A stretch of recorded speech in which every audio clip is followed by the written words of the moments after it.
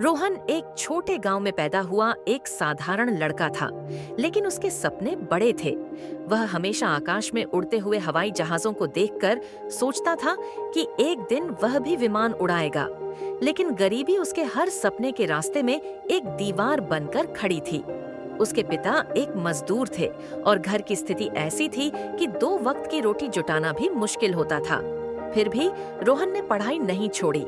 दिन में वह खेतों में काम करता और रात में किताबों के साथ जागता।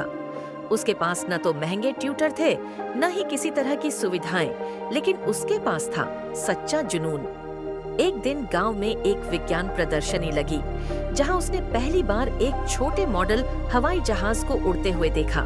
उसने मन में ठान लिया कि वह पायलट बनेगा, लेकिन यह इतना आसान नहीं था। पैसे की कमी और साधनों के अभाव के कारण उसे पढ़ाई छोड़नी पड़ी। पर रोहन ने हार नहीं मानी। उसने शहर जाकर एक चाय की दुकान पर काम करना शुरू किया और साथ ही एक पुस्तकालय में जाकर मुफ्त में किताबें पढ़ने लगा। धीरे धीरे उसने अपनी पढ़ाई पूरी की और एयरफोर्स की परीक्षा दी। कई असफलताओं के बाद भी वह पीछे नहीं हटा और अंततः सफलता प्राप्त की। आज रोहन न केवल एक सफल पायलट है, बल्कि उसने गांव के अन्य बच्चों को प्रेरित करने के लिए एक शिक्षा केंद्र भी खोला है, जहां गरीब बच्चों को मुफ्त में पढ़ाया जाता है।